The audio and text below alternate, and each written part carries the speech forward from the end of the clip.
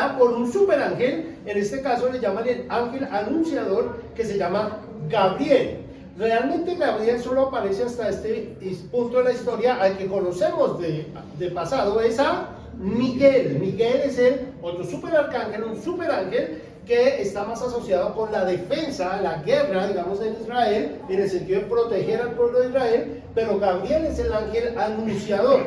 ¿Qué hace extraordinario esto? Pues que es un anuncio sobrenatural.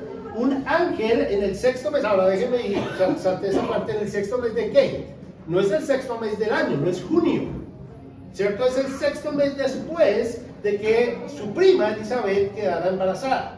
Una mujer entre sus 70 y 80 años con su esposo en la misma edad, Dios le promete ahí en los capítulos, el capítulo 1 ustedes lo pueden ver, que va a tener un hijo, recuerden esta historia.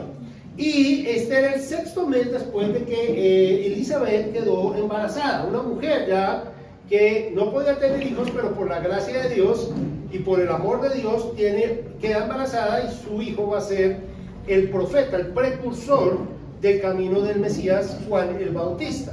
Y este es el sexto mes del embarazo de ella, y el ángel Gabriel, el anunciador, un ángel poderoso, fue enviado ¿por quién? No fue enviado por los hombres, no fue enviado por otro ángel, dice que fue enviado ¿por quién? Por Dios. Subraye eso en su mente esta mañana. Tienes una decisión que tomar, y esta es la decisión que lucha en tu mente. ¿Este mensaje es del hombre o este mensaje es de Dios? Esa es la lucha que tienes esta mañana. ¿Esto que tú vas a escuchar es palabra de hombres o esto que estás escuchando es palabra de Dios? No tienes más opción. Ahora, si tú dices, bueno, voy a aguantarme al pastor por el tiempo que tenga que predicar, porque es palabra de hombres, pues sencillamente tú vas a estar como, bueno, ¿a qué horas va el almuerzo? Y huele a y de pronto pasa que vende cosas, y el de allí, y la música, y te distraes. Si tú crees que es palabra de hombres. Pero si tú crees que este mensaje es palabra de Dios, que Dios fue el que envió este mensaje, y yo solo soy un pregonero de ese mensaje, entonces tú tienes otra decisión que tomar. Y es la misma decisión que tiene que tomar María. De hecho, lo vamos a ver más adelante. ¿Voy a creer este mensaje o no voy a creerlo? No hay más opción. O sea, no hay más opciones. Tú debes pararte y decir, si este mensaje es de Dios, yo tengo que obedecer o no al mensaje de Dios. Esta es la pregunta. Ahora, en el versículo 26 dice claramente que el mensaje que Gabriel viene a dar es el mensaje de Dios. 400 años se conoce como el periodo de 400 años de silencio. Dios no hace ningún milagro, no hay un profeta, no viene un milagro de que no hay agua, o que viene algo que manifiesta el poder de Dios como un rayo del cielo por 400 años. 500 años antes, es decir, en la época de Isaías, 500 años, y Elías de hecho, 500 años antes hay algunos milagros, puntualmente. Pero hay más de 800 años donde no hay milagros recurrentes, como que cumple simultáneamente muchos milagros. Es decir, después de casi 800 años empieza a haber una seguidilla de milagros. Esa seguidilla de milagros empieza con Lucas capítulo 1, versículo 5, en particular cuando se le presenta el mismo arcángel o el mismo ángel a Zacarías y le dice que va a nacer o va a tener un hijo, su esposa que ya está en sus 70, 80 para no tener hijos. Hay un milagro. Y el otro acontecimiento, que es 6 meses después, como ustedes lo pueden ver acá, pues es otro ángel, Gabriel, el mismo ángel, pero otro anuncio, y le anuncia a María que tiene un mensaje de Dios. Y va a una ciudad de Galilea, ya ahorita volvemos a ese pasaje. Aquí el punto es, este es un mensaje de Dios. Es el mensaje de Dios para nosotros, y esto es lo que hace que esta Navidad, la Navidad que está viendo María, sea una Navidad extraordinaria. Ahora, versículo 27, sigamos adelante. A una virgen desposada con un varón que se llama José. En este versículo, en particular, habla de que María no ha tenido ninguna relación con su esposo. Esto es lo que en aquella época se llamaba desposorio. No hay ninguna relación, por cierto, en aquella época de lo que conocemos hoy como noviazgo. Eso no existe en la Biblia. En la Biblia lo que existe es una relación de compromiso previo al matrimonio. Es lo único que existe en la Biblia. Jóvenes, presten orejas, es para ustedes que estoy hablando, no crean que no. No hay una relación previa al desposorio en ningún otro sentido, sino que siempre se ha determinado el desposorio como parte de la vida matrimonial. Y esto es lo que está pasando en el versículo 27. A una virgen desposada con un varón que se llamaba José, de la casa de David. Ya hemos visto esta mañana en la escuela dominical que la relación entre José y David está hablando de que del linaje de David vendría el rey de reyes, el señor de señores, un rey que no perecería, un rey que tendría un ministerio que no tendría fin. Entonces vuelve aquí Lucas a hacer una conexión entre Jesús y su padre David. Tanto José como María son descendientes de David, luego Jesús es descendiente del linaje real, en el caso de David. Y el nombre de la Virgen era María, punto. A ver, ¿por qué es importante entender que Lucas hace un punto? Cuando habla de Zacarías y su esposa Elizabeth, ¿cierto? Y dice que ellos eran personas piadosas, capítulo número 1, que eran personas que se dedicaban a las cosas de Dios, eran personas que tenían una buena relación. Es decir, estaba hablando específicamente de las cualidades de la persona. Cuando habla de José, habla de su relación con David y también hace una referencia a que era piadoso. Pero cuando habla de María, no dice nada. Curioso, ¿no? El foco del mensaje de salvación, del mensaje del nacimiento de Cristo, no es María, ¿es quién? Es Cristo. Ahora, no quiero con ello decir que María no fuera un instrumento de Dios. Eso lo vemos claramente en lo que llamamos el cántico de María o la canción de María. Se conoce también popularmente como el Magnificat. Eso está en Lucas 1:46. Y sabemos que María es una hija de Dios, sabemos que María es una mujer creyente, sabemos que María es una persona que ama a Dios, pero simultáneamente sabemos que María es pecadora. Versículo 47. María se regocija en su espíritu, se goza de lo que Dios está haciendo porque ella reconoce que Dios es su Salvador, ella necesita a un Salvador. Entonces, Lucas no hace un énfasis innecesario en María, sino pone el foco central en Cristo. Esto lo hace extraordinario. Sigamos adelante, versículo 28. Y entrando el ángel en donde ella estaba, dijo, salve muy favorecida. Salve, la palabra salve ahí es hola. Hola, es como el saludo normal. Hola, ¿cómo estás? Salve era una forma formal, por supuesto, de saludar a las personas. Ahora, imagínense si se le aparece un ángel y parece ser que la voz de este ángel era muy particular. De hecho, en el Antiguo Testamento, y bueno, en la época en que Jesús estaba ya ministrando en su tiempo ya de mostrarse que era el Mesías, muchas personas confundieron la voz de un ángel con un trueno. Y muchas personas dijeron, estaba como que cayó un rayo, o un trueno, sonó algo, ¿cierto? Como si fuera algo aterrador. Pablo, de hecho, cuando Pablo tuvo su visión, cuando Cristo apareció, las personas escucharon como truenos, pero no escucharon una voz audible. Lo que podemos entender de este salve muy favorecida es que es un saludo de quietud, que le está siendo cómodo una aparición angelical. No me puedo imaginar un ángel, un superángel como este Gabriel, que viene de la misma presencia de Dios a presentarse a una mujer y simplemente le va a hablar. Parece ser que es un acontecimiento bastante, por decirlo así, que da mucho miedo, digamos. Y él le dice, salve muy favorecida, el Señor es contigo. Bendita tú entre las mujeres. Vamos a hablar de eso un poquito más adelante, específicamente hablando de qué es esta bendición y qué es este tipo de saludo. Sin embargo, versículo 29, más ella, cuando le vio, se turbó. Ahí la palabra es fobo, de donde nosotros sacamos, en el griego es fobo, de donde nosotros sacamos fobia.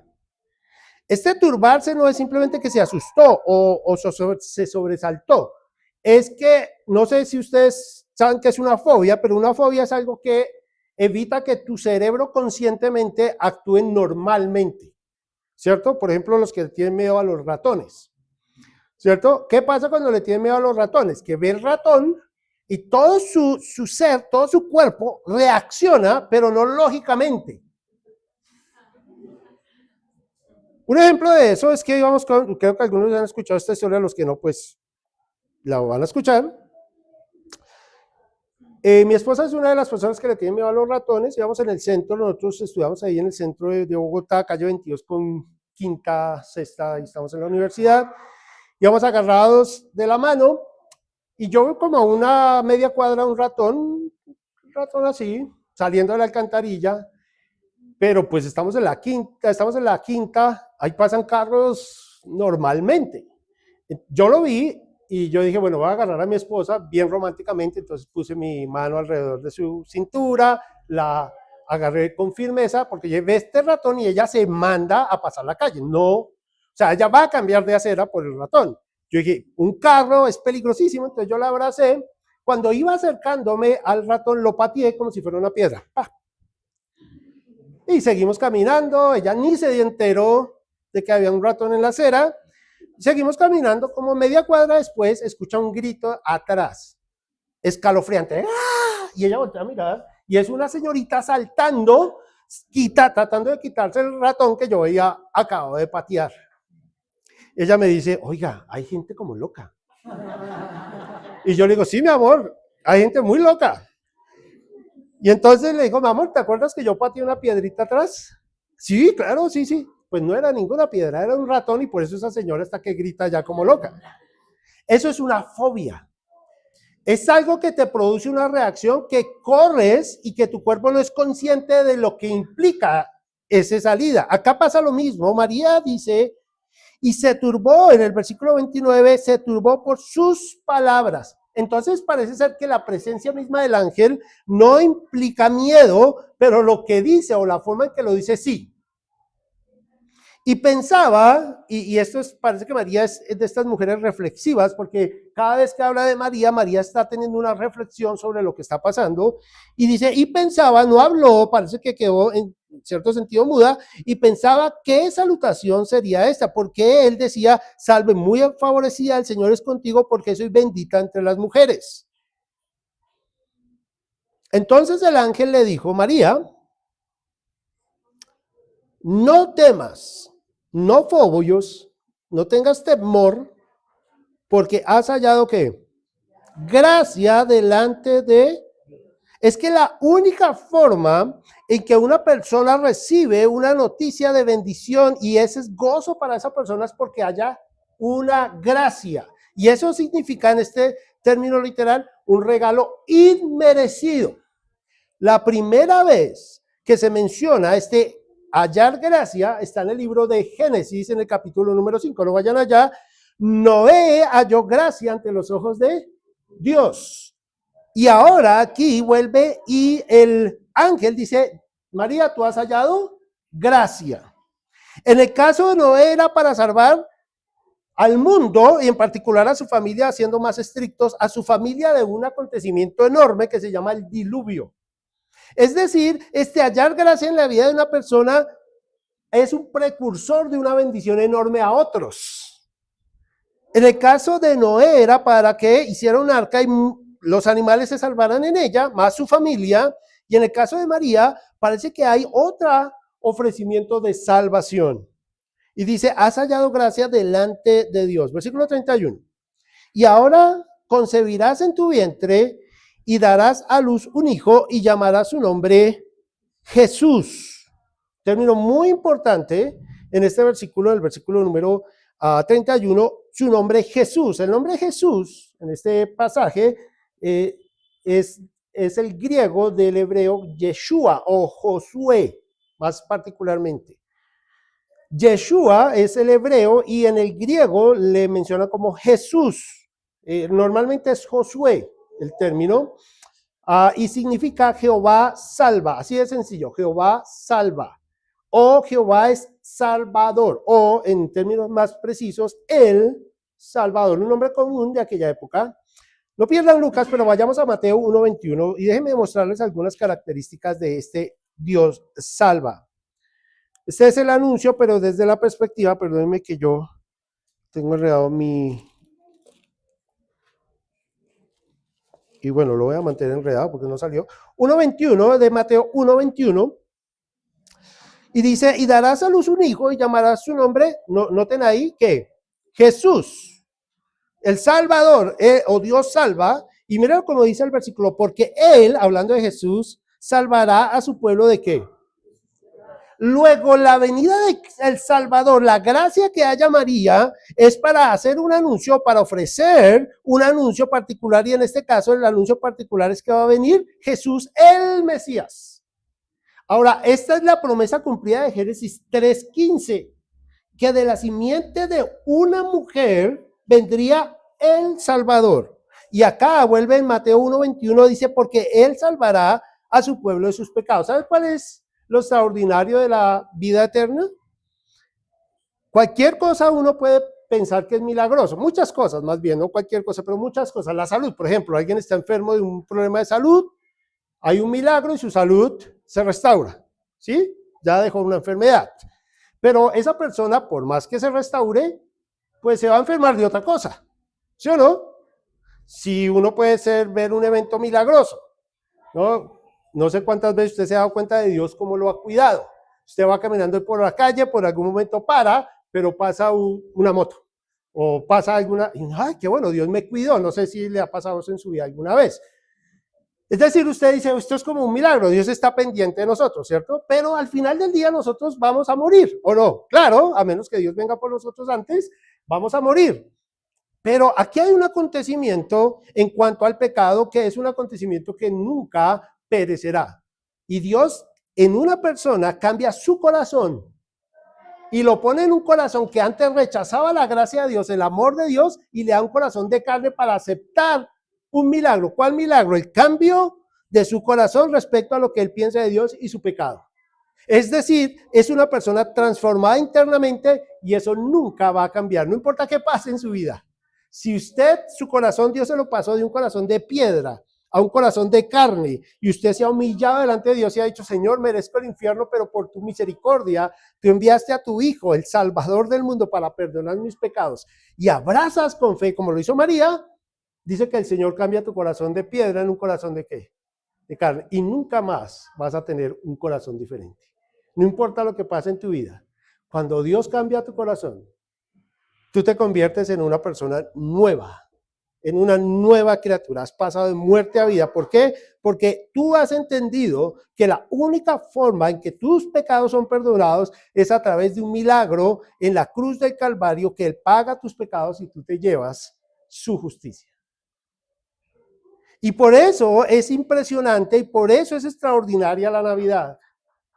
El 24 de diciembre no tiene nada que ver con nosotros, aunque todo el mundo lo quiera ignorar.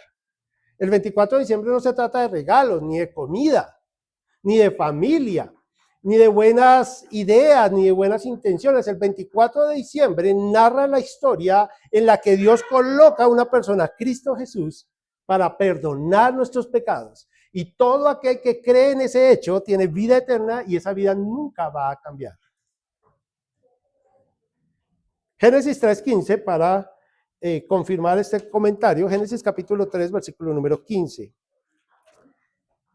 Y pondré enemistad, esto es Dios hablándole a Satanás y a la mujer en paralelo, y pondré enemistad entre ti y la mujer, esto es hablando a Satanás, la serpiente antigua, y a Eva, entre ti y la mujer, y entre tu simiente y la simiente suya, hablando de una simiente satánica y una simiente de la mujer. Esta te herirá en la cabeza. La simiente de la mujer matará a la simiente o a Satanás mismo en este contexto. Esta te herirá en la cabeza y tú le herirás en el calcañar. Pero esta simiente o este Satanás causará una herida dolorosa a la simiente de la mujer. Entonces, aquí encontramos ese cumplimiento. Obviamente hasta acá Jesús no es Jesús sufriente, ¿sí o no? Acá es un niño en el pesebre. Acá es un niño que nace. Pero todavía no es un niño que sufre. Eso va a ser más adelante. Isaías 7:14. Por favor, acompáñenme ahí. Isaías capítulo 7, versículo número 14. Isaías capítulo 7, versículo número 14. Creo que no me estoy adelantando a nada, ¿no, pastor? Espero que no. No, ya pasamos eso la semana pasada. Esta semana que pasó, sí. Isaías 7:14 dice, por tanto, el Señor mismo os dará señal. He aquí que la Virgen concebirá. ¿Esto es posible? No, esto es imposible. ¿Por qué? Porque no se pueden tener hijos. La mujer no puede concebir sin un hombre. Pero aquí la señal que Dios está diciendo es que la Virgen concebirá y dará a luz un hijo y llamará su nombre. Noten ahí. ¿Qué nombre le da? No es Jesús, no es el Salvador, ¿es qué? Es Dios con nosotros.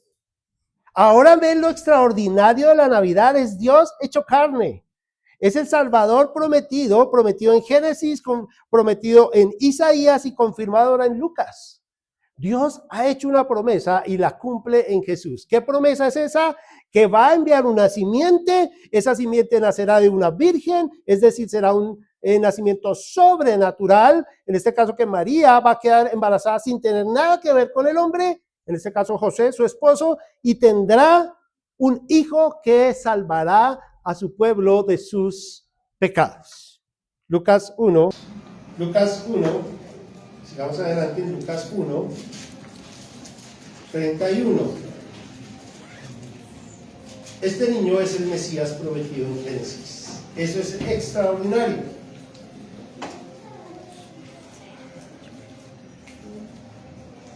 Y ahora, versículo 31, Lucas 1:31, ahora concebirás en tu vientre y darás a luz un hijo y llamarás su nombre ¿qué?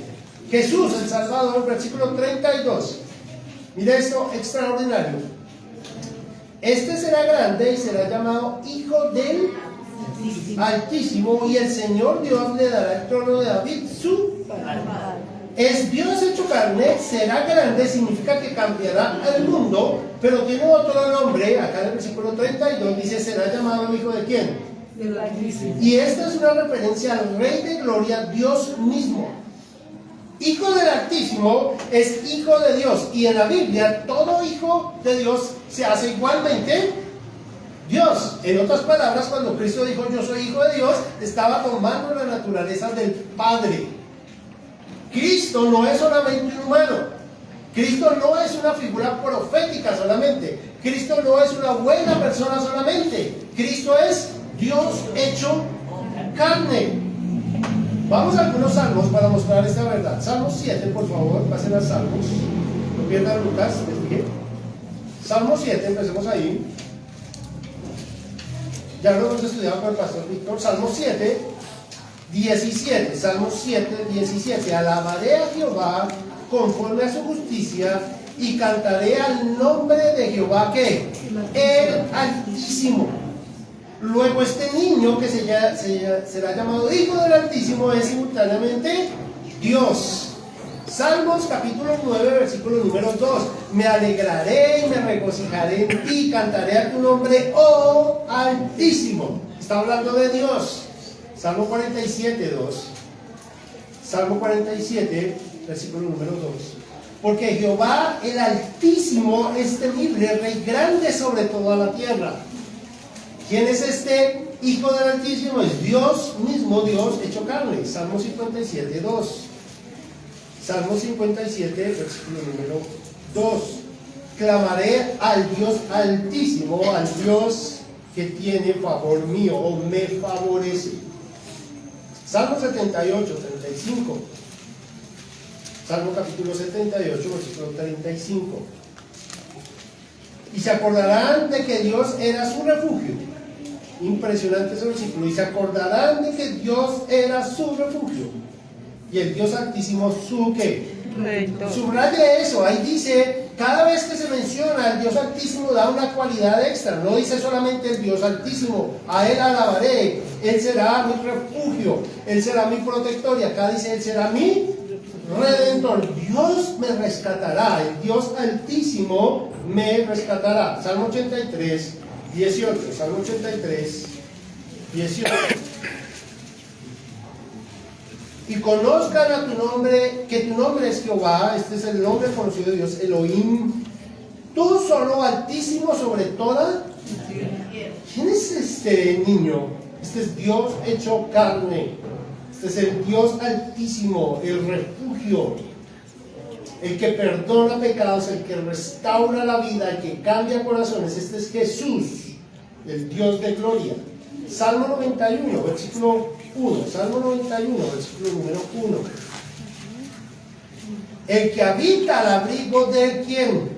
Del Altísimo. Cantamos este salmo. El que habita al abrigo del Altísimo, el que se arropa bajo la realidad de que Cristo es Dios, el que corre hacia Cristo como los polluelos corren, y así es una imagen de Dios hacia nosotros, como los pollitos que corren para acurrucarse debajo de la gallina. Esta es la misma idea. El que habita, el que corre al abrigo del Altísimo, morará, note ahí, vivirá bajo la sombra de ¿quién? Del Dios de gloria, el omnipotente.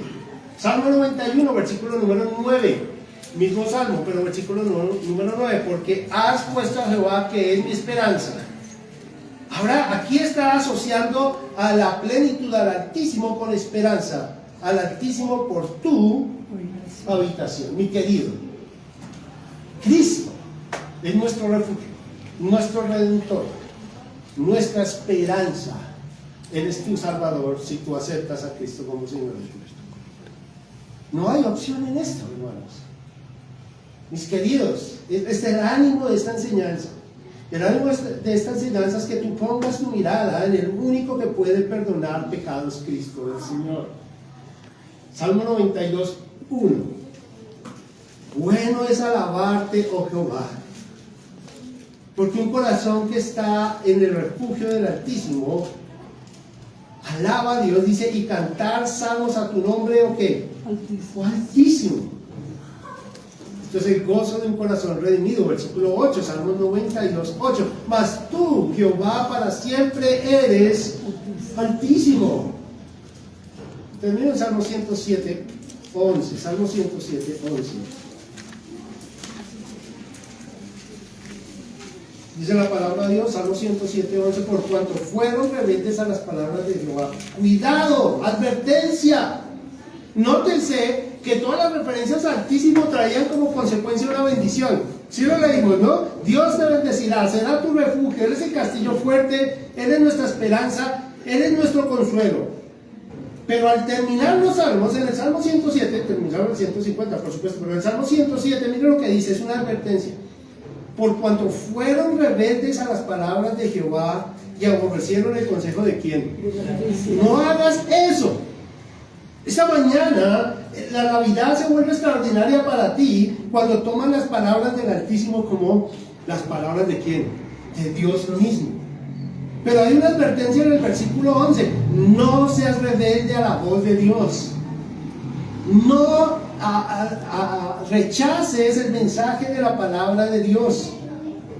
Tienes que abrazar la verdad de que Cristo es el Dios hecho carne y que Cristo está llevando y va a llevar tus pecados en la cruz del Calvario. Ya los llevó porque ya murió, pero está llevando este hijo, este niño que nacerá, es el que perdona pecados, que da vida eterna.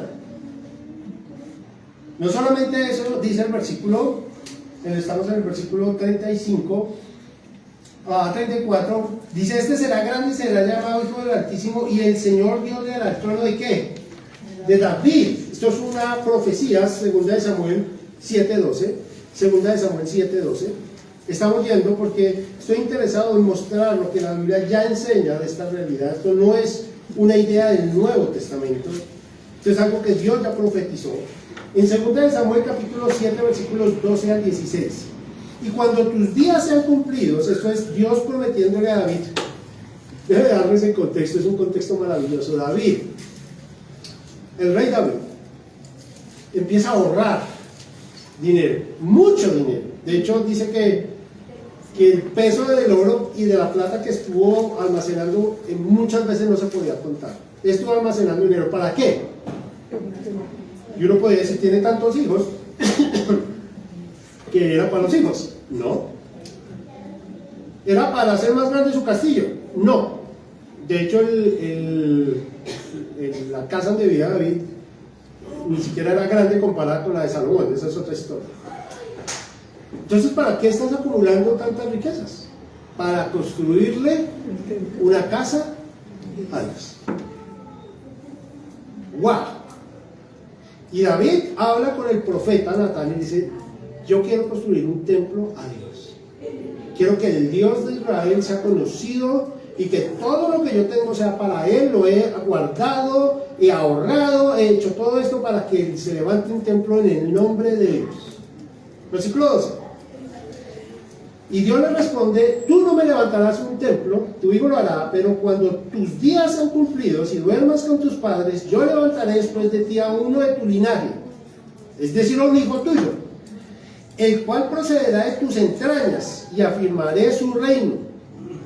Él edificará casa a mi nombre, y yo afirmaré para siempre el trono de su reino. ¿Quién fue esa persona? Y podríamos empezar a mirar y decir Salomón, pero Salomón no está vivo. Por lo tanto, esto no está hablando de Salomón. ¿Por qué? Pues porque Salomón está muerto. Por lo tanto, este no es uno que vivirá o afirmará para siempre el trono. Ese no es. Versículo 14: yo le seré a él padre y él le será mi hijo, y si él hiciere mal, yo lo castigaré con vara de hombres y con azotes de hijo de hombres. Es como si el versículo 14 hubiera una relación personal, única con esta persona, valga la redundancia, ¿cierto? Porque el único que lo pueda corregir con azotes a su hijo es su padre literal, el cercano.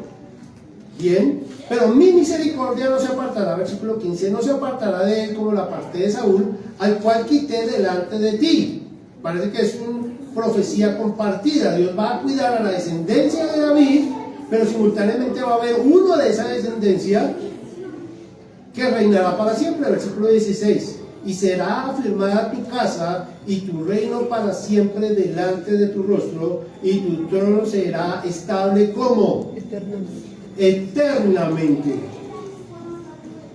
¿Qué hijo de David cumple esa promesa? Jesús. No hay nadie más. Jesús es el Rey de Reyes. Jesús es el Señor de señores. Y el mensaje que yo le estoy trayendo esta mañana no es mi mensaje. Es el mensaje que el ángel trae a María. Y le dice: este niño que nacerá es Dios hecho carne. Y él es el Señor prometido, el Rey prometido a David, tu padre, que reinará eternamente. Que él perdonará los pecados y restaurará al pueblo. No termina solamente ahí. Este será grande, versículo de Lucas 1:32. Este será grande y será llamado Hijo del Altísimo. Ya pasamos por ahí. Y el Señor Dios le dará el trono de David su padre. Versículo 33. Y reinará sobre la casa de Jacob para cuándo? Para siempre. Y su reino, ¿lo qué?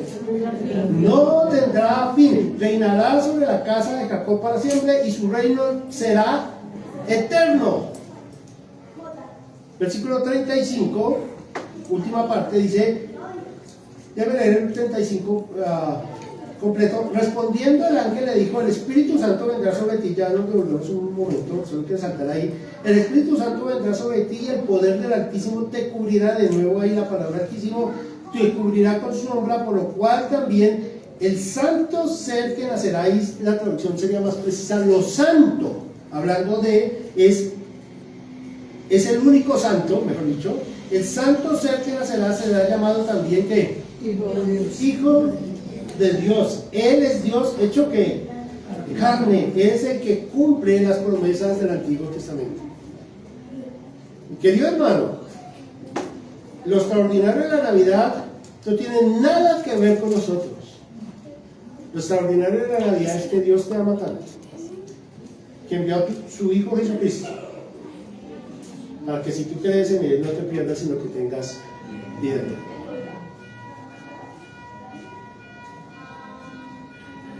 La siguiente vez que escucharemos que su reino no tendrá fin está directamente asociado con un acontecimiento en la cruz del Calvario. El ladrón bueno, ¿cómo puede haber un ladrón bueno, no? Pero bueno, el ladrón bueno en la cruz del Calvario. ¿Se acuerdan? El malo y el bueno.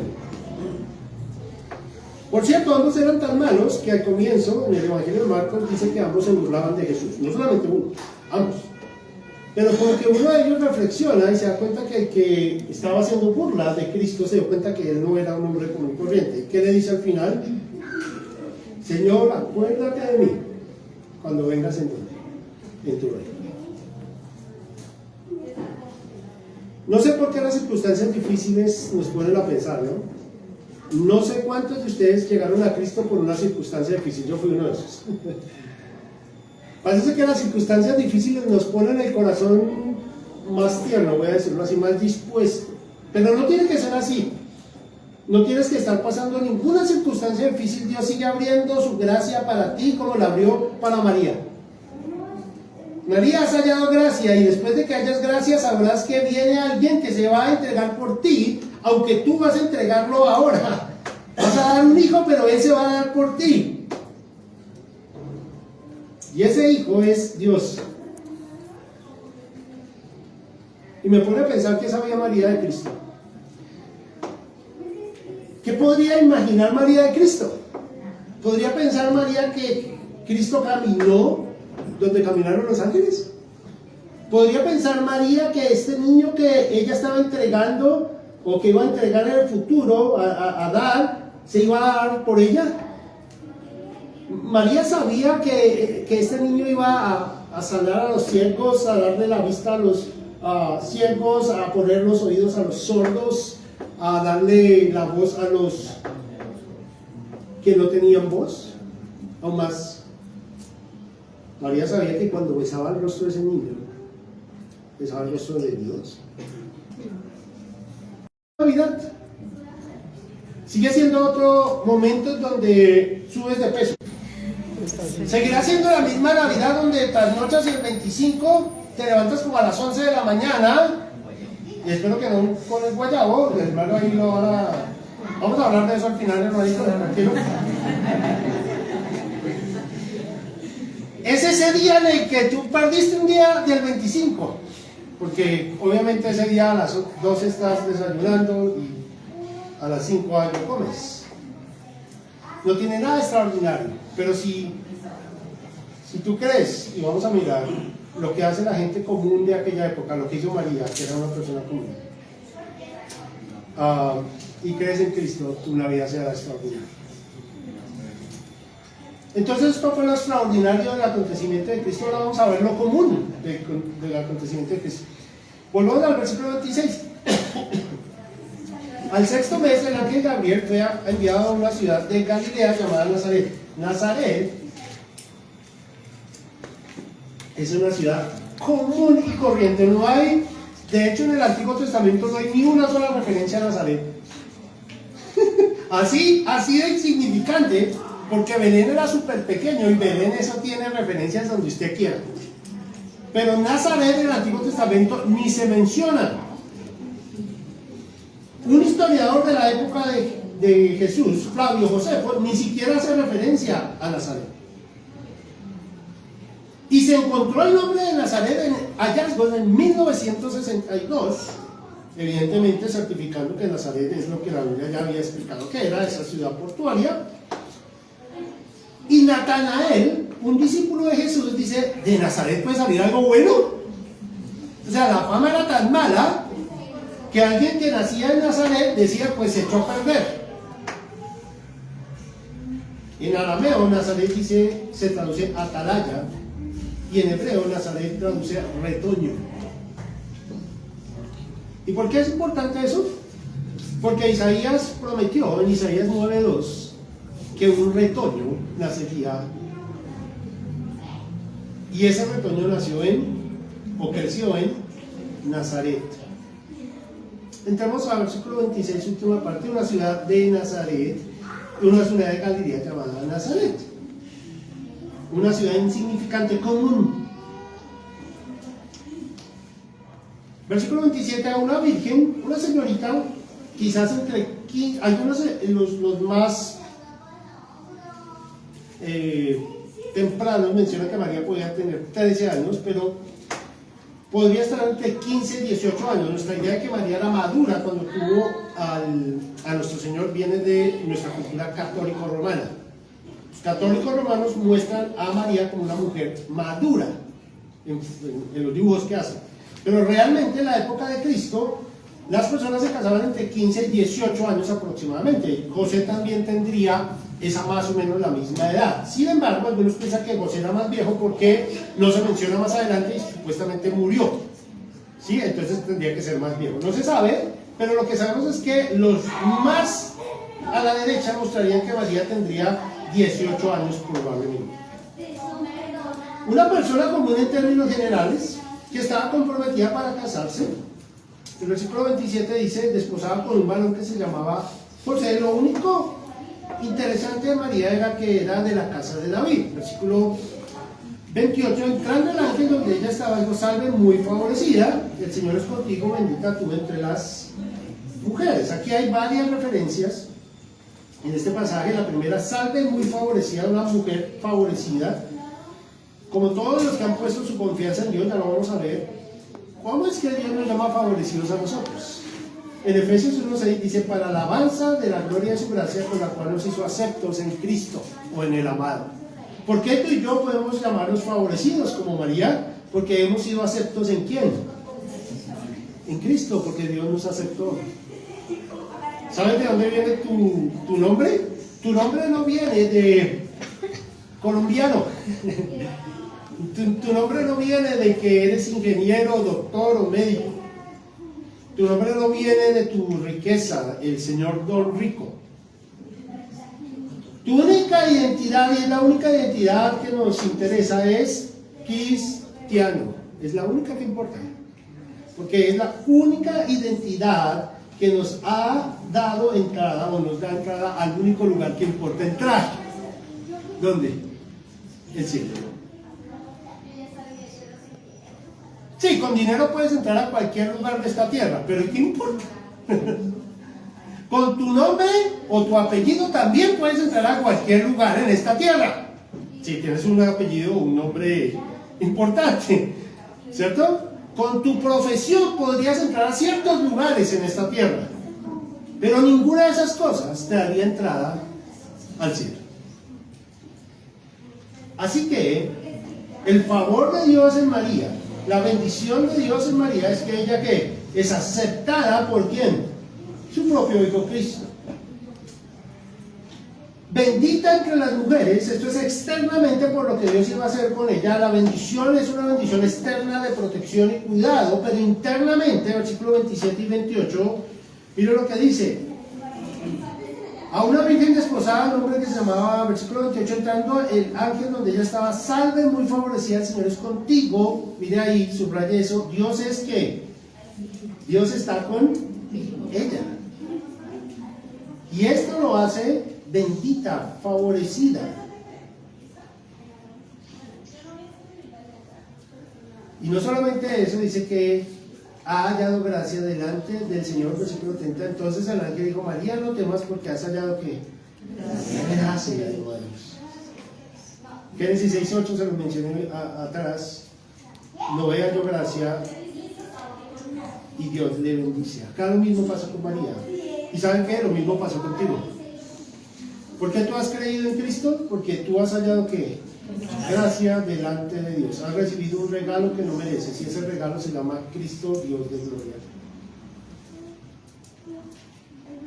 Versículo 31, y ahora concebirás en tu vientre y darás a luz un hijo y llamarás su nombre Jesús. Hemos explicado eso. Versículo 32, este será grande, será llamado Hijo del Altísimo, y el Señor Dios le dará el trono de David su padre, y reinará sobre la casa de Jacob para siempre, sobre él no tendrá fin. Versículo 34 es lo más obvio. María entonces dijo al ángel, ¿cómo será esto? Pues no conozco varón, no puedo quedar embarazada, es obvio, si no tengo relaciones con alguien. Versículo 35, respondiendo el ángel le dijo, el Espíritu Santo vendrá sobre ti, y esta es parte de esa bendición, de esa gracia que María ha hallado, vendrá sobre ti y el poder del Altísimo te cubrirá con su sombra, por lo cual también el santo ser que nacerá será llamado Hijo de Dios. Versículo 36. La pregunta de María, esto es imposible, porque no conozco a un hombre. Y el versículo 36 le dice, y aquí tu pariente Elizabeth, ella también ha concebido hijo, ¿en dónde? En su vejez. ¿Por qué Gabriel está vinculando este hecho? Porque María está preguntando por algo imposible que le pueda pasar. Y este dice el ángel, versículo 36, y este es el sexto mes para ella. Recuerdan que les dije que era el sexto mes del embarazo de su prima, la que llamaban como estéril. No es solamente que ya pasó la edad de tener hijos, sino que si hubiera tenido edad para tener hijos tampoco podría, porque era una mujer estéril. O sea, es un doble problema. Ya no podía tener hijos, algo físicamente dentro de ella no le permitía tener hijos, pero ahora tiene 70 años, menos va a poder. Pero para Dios, versículo 37, porque nada hay imposible para ¿quién? Para Dios. Mi querido hermano, nada hay imposible para Dios. Nada. Usted está orando por ese familiar, por ese amigo suyo, por ese familiar suyo, por años siga orando. ¿Por qué? Porque nada hay imposible para Dios. No se rinda de predicar las buenas nuevas, no se rinda de orar por la persona que no conoce a Dios, no se rinda por esa persona que tiene ese deseo de que realmente se arrepiente de sus pecados y pueda confiar en Cristo. Siga orando, porque nada hay imposible para Dios. En el contexto está hablando de la salvación. Versículo 38, estoy cerrando acá. Entonces María dijo, y espérenme un segundo, déjenme darles un problema de la respuesta de María.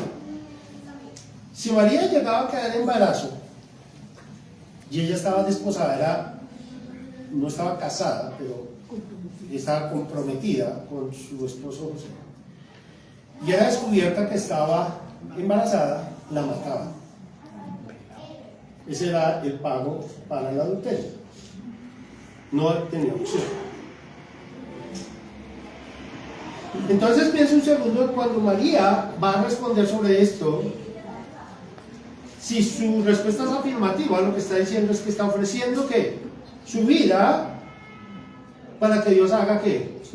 La obra en ella. Entonces María dijo, he aquí la sierva de ¿quién? El Señor. Hágase conmigo conforme a ¿quién? A tu palabra. ¿Qué Navidad más extraordinaria para uno? ¿Qué Navidad más llena de gozo, pero también de desafío para esta señorita? ¿Qué hace extraordinaria la Navidad? Y la respuesta es, ¿cómo respondes a este mensaje? Cristo no vino al castillo del rey, aunque será el rey. Esto no se anunció en la élite religiosa, aunque es el Dios glorioso venido a la tierra. Él se vino y se anunció a una mujer humilde en Galilea, una ciudad donde nadie era importante, a una mujer pobre, por lo que conocemos de su historia posterior, que respondió solo con una sola cosa: hágase tu voluntad en mí. Esto hizo que para ella fuera una Navidad extraordinaria. Ahora, ¿cuál es la voluntad de Dios para nosotros, mis queridos? La voluntad de Dios es nuestra salvación, también es nuestra santificación. Dios quiere que tú creas que Cristo es el Salvador de tu vida. Y ese es el mensaje de Navidad. El regalo de Navidad de este año es el Hijo de Dios, el Cordero de Dios, que quita el pecado del mundo, ha venido para que tú, arrepentido de tus pecados, reconociendo que mereces el infierno por tus pecados, porque es lo que merecemos, te arrepientas de ellos y vayas con fe y creas como María. Haz conmigo tu voluntad. Espero que esta mañana usted haya reflexionado sobre su relación con Cristo, haya entendido quién es Cristo, pero también haya entendido que necesita de un Salvador como María. Hágase conmigo conforme a tu palabra. Si usted tiene alguna pregunta, estamos acá para servirle. Estoy acá para servirle acerca de su salvación. Con muchísimo gusto estoy para servirle. El pastor Víctor está aquí, la persona que te invitó también. Así que no tengas temor, simplemente pregúntanos cómo puedo ser salvo si todavía no sabes cómo ser. Vamos a orar y dar gracias a Dios. Padre Celestial, gracias, Señor, por esta mañana, por tu gracia, tu amor y misericordia para con nosotros, habiendo enviado a tu Hijo a morir por nosotros. Señor, gracias, qué regalo maravilloso, Señor, qué Navidad tan preciosa, la que tenemos hoy, Señor, cada año, recordando, Señor, que tú te hiciste hombre, llevaste en la cruz nuestros pecados y nos has dado vida eterna. Te alabamos, glorificamos tu nombre, te damos gracias por ser tan bueno con nosotros. Te pido por los que aún no han tomado esta decisión de creer en ti como su único y suficiente Salvador, que hoy sea el día de su salvación, Señor. Obra en sus corazones, cambiando su corazón de piedra en un corazón de carne, Señor, y aceptando. Como María, Señor, nos enseñó que aceptamos tu palabra como la que es tu palabra, la palabra de Dios misma. Gracias, Señor, por esta mañana y suplicamos tu bendición en el nombre santo de Jesús. Amén. Que el Señor les bendiga, mis queridos.